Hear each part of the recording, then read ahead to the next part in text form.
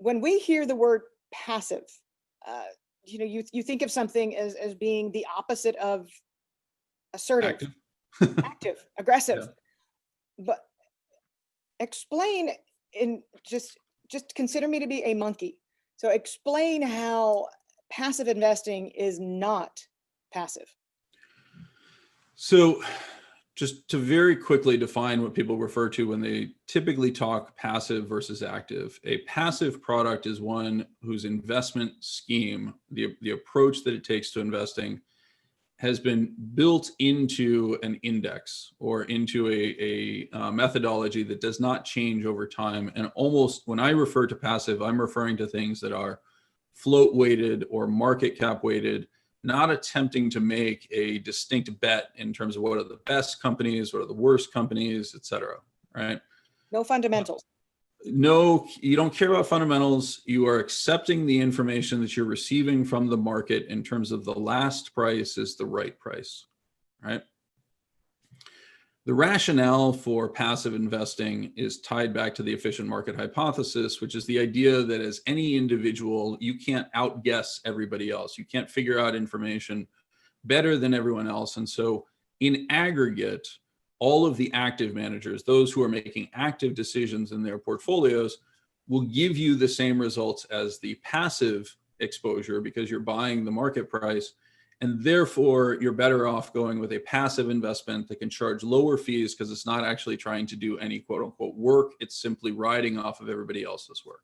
All right. The challenge with that is that if you look at the theoretical underpinnings of that model, that theoretical model that passive investing can piggyback on, it's built on the work of a gentleman called Bill Sharpe, who won the Nobel Prize in Finance for his work on things like modern portfolio theory, the CAPM model, Sharpe ratios, et cetera. And his paper in 1991 called The Arithmetic of Active Management made a very simple declaration of what passive investing was, which is that a passive investor is one who never transacts. They simply maintain exposure to the market, right? That was the rationale behind it. The problem is that that doesn't fit the actual implementation of passive.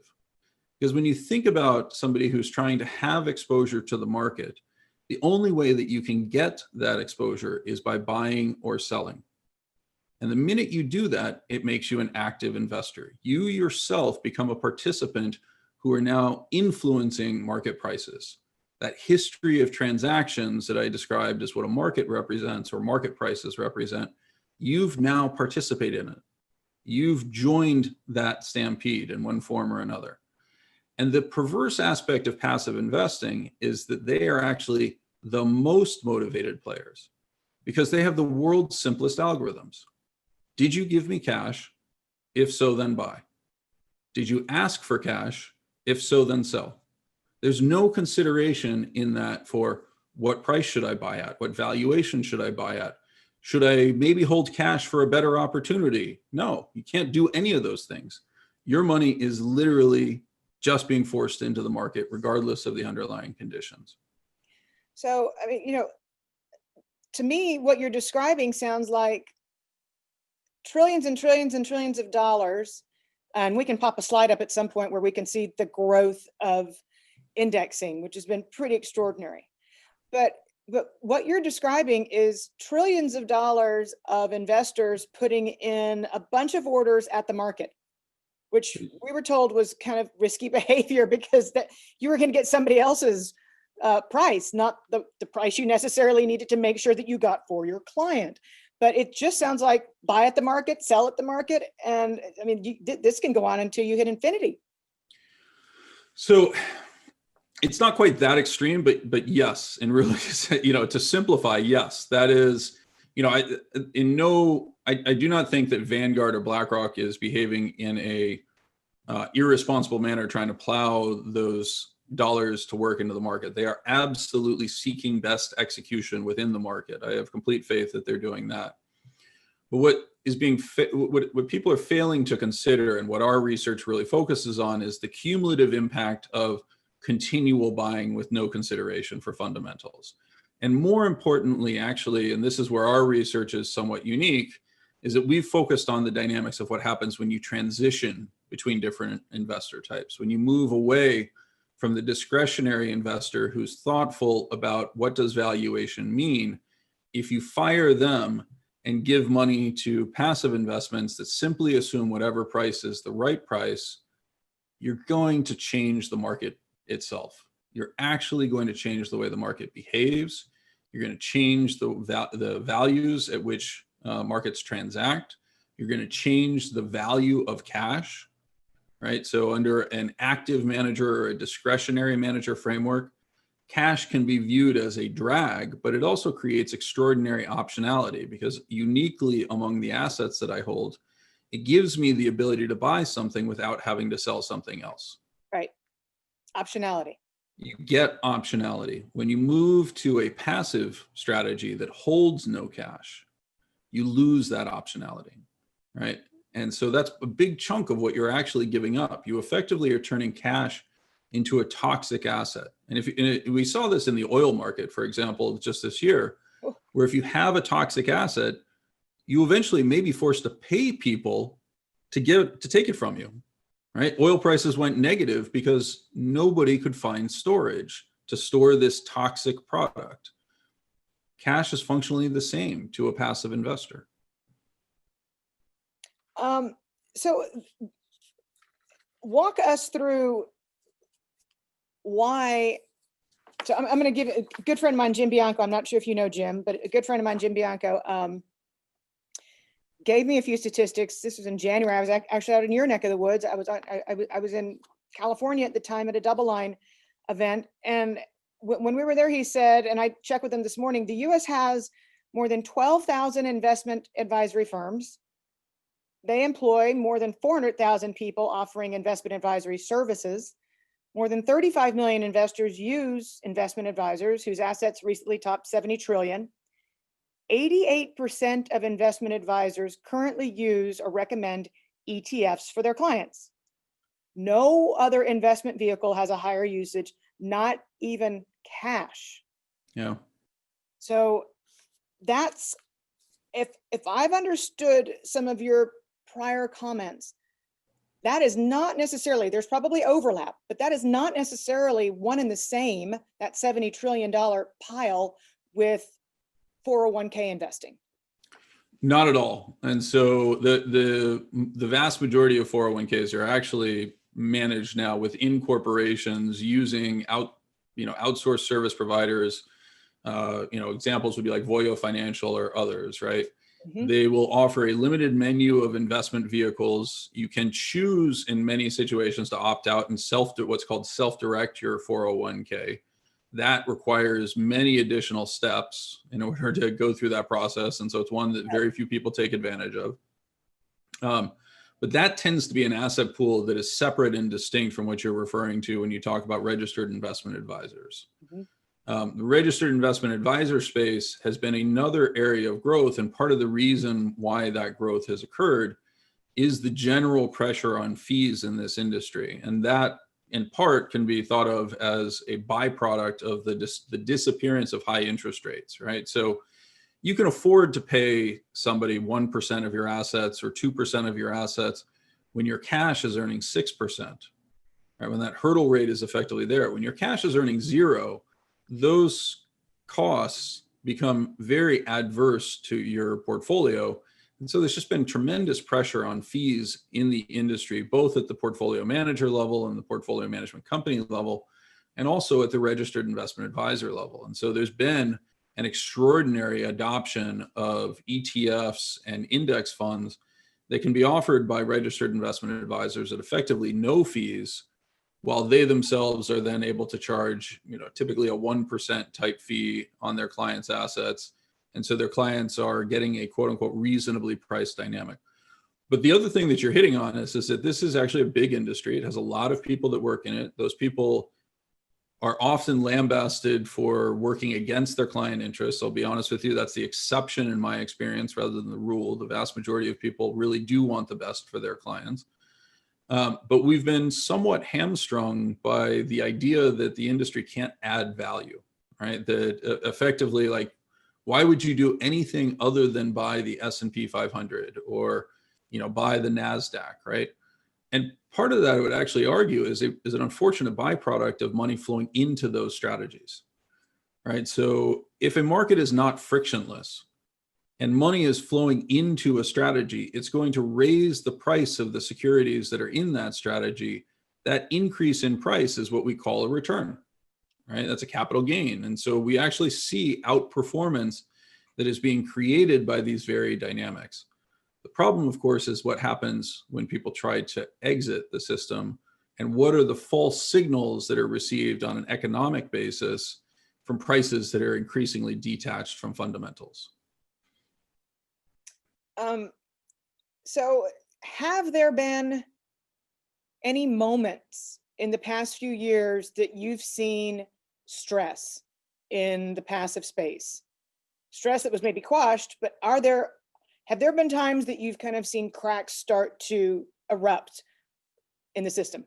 Yes, very clearly. I mean, so the three most obvious ones that I would point to, and they tend to be a byproduct of the same thing that you hear me referring to, which is effectively crowded strategies, right? So when a strategy becomes crowded, it works great until people try to get out or an exit needs to be obtained, right? And then you suddenly discover in Warren Buffett lexicon, who's swimming naked, right? Right.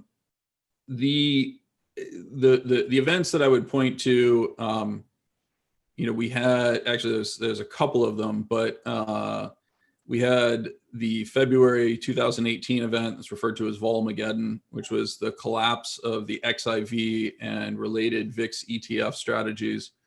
That was one where the size of the short vol trade associated with the inverse of the VIX, the XIV, and a related product, SVXY, there were a couple of them actually, had become so large that it was completely dominating the market for what are referred to as VIX futures or UX futures. And when an event occurred that required that to be exited, on any normal day, those products were taking up 70% of the liquidity. When you had a significant event that caused a general de-risking and caused people to try to unwind those trades, suddenly the requirement for liquidity jumped to somewhere in the neighborhood of 400 to 1,000% of what was actually available in the market. And exactly as we saw in 1987, transactions just stopped. The market makers stepped away. They had no contractual obligation to do so. And the product was able to fall in an unconstrained fashion that then turned around and bled into the S&P itself because people had to hedge out their exposure to volatility in one form or another.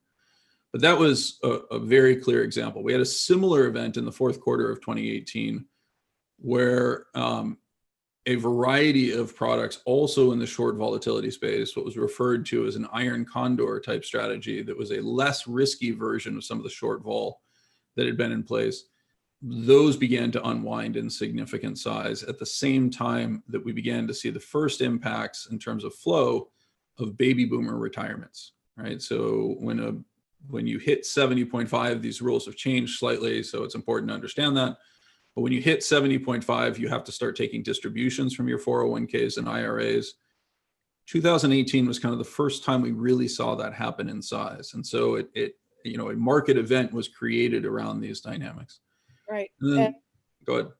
And I mean, I think it's just important to contextualize what you're describing, right? Because February the 5th, 2018 was Jay Powell's first day in office, and the Dow Jones fell over 1,000 points, and he was much more of the Paul Volcker philosophical backstopping markets type, not on my watch. And a few days later, he gave his first congressional testimony and said it's not the Fed's job to backstop markets, at which point Volmageddon went poof.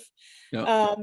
And at the same time, as what you're talking about, demographics finally starting to play out, you'll remember because we're coming right up to the 2-year anniversary of General Electric's debt being downgraded on Halloween, 2018 of that year. And within 14 days, there was no issuance for 41 days. The junk bond market froze. So that was a separate illiquidity event that it was exacerbated by what you're describing going on in the background, and of course led up to Christmas Eve.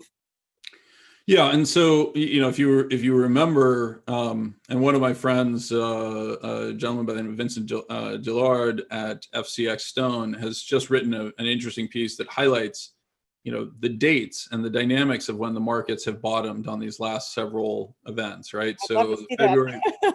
the February 5th event, had a recovery off of it, and you actually, before we move off of that, I would actually say that the Fed had a bigger role in those events than people are aware of. There was a change to what's called the CCAR provisions, right? The capital adequacy provisions that occurred on February 2nd, where they changed a loophole that had existed for short vol positions. So the risk capital that needed to be held against an equity long was set so that the risk off event for an equity long was a instantaneous 30% decline in the S&P 500, right? A repeat of the 1987 style events.